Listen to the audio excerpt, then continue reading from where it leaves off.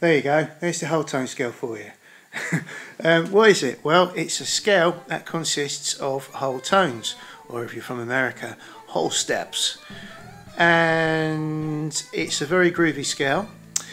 If you arpeggiate it in triads, you create augmented triads being the fifth raised to semitone. It's a very, very cool scale. It's a great way to practice it as well. If you build chords on each degree of the whole tone scale, you create dominant 7 chord types. There are only 2 of the scales, of the whole tone scales. They transpose a semitone apart. So because of that, each scale covers 6 keys. If you build a chord on any degree of the whole tone scale, for instance here we build a chord starting on the note B, and you arpeggiate upon that B within the whole tone scale, you create a dominant 7 chord type. And then if you continue into the extensions, you get the 9, the sharp 11 and the flat 13.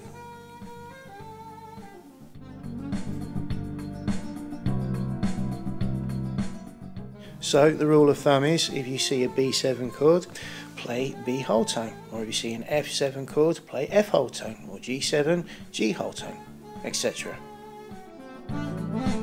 Because it's a 6-note scale, you can create some kind of a hexatonic shape out of it. Either that will take one of the notes away and you can turn it into a pentatonic shape. Here's a few examples for you.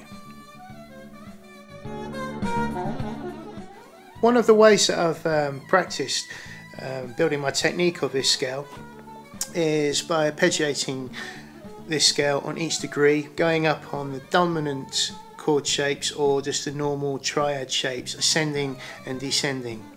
I've also practiced various different hexatonic shapes within this scale and also pentatonic shapes as well.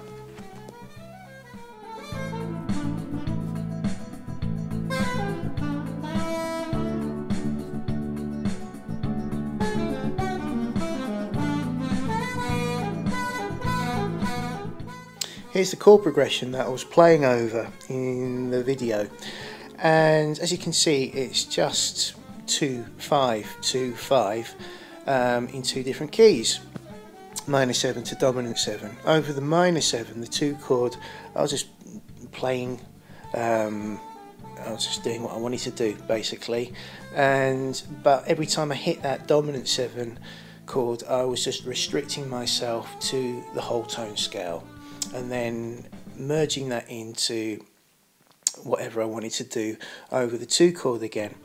So every time I hit that dominant 7 chord I was playing the whole tone. So for instance here, when I see the B7 I was playing the B whole tone. When I see the A7 I was playing the A whole tone scale.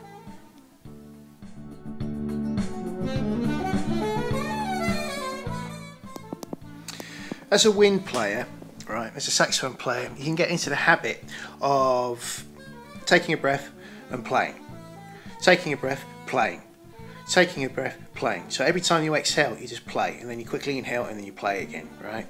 That can be a habit a lot of players can seem to get into, and because of that you don't really use that much space as you could use, and so you get into this quite a bad habit of just playing without without pausing and listening to the phrase that you just played, and listening to anything that's going on around you and that the band are trying to do interactively. So there's this technique that you can use called the play rest technique, which is really simple, very effective, but it's quite challenging at the same time. Basically, play rest technique is play and then rest. It's as simple as that.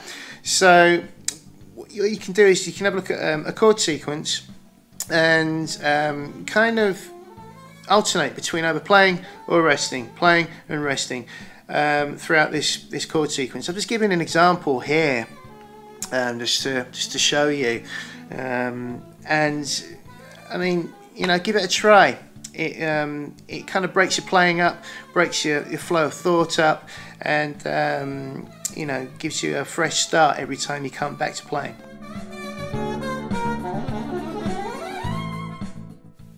Generally, I consider the whole tone scale as like a pivoting scale, moving from one scale to a different other scale type and using that whole tone scale in between. It's like a bridging gap almost, and I tend to use it sparingly, not so much all the time, but kind of sparingly.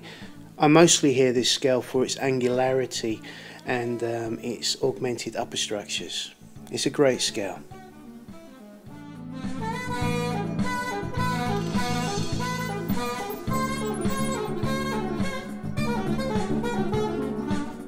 Thank you so much for viewing this video. If you'd like a copy of this worksheet as well as a Skype lesson, and to explore how we can incorporate this scale into your playing, please do visit my website. Visit the home page and click that tab there. Send me an email and we'll get the ball rolling. See you soon. Bye bye.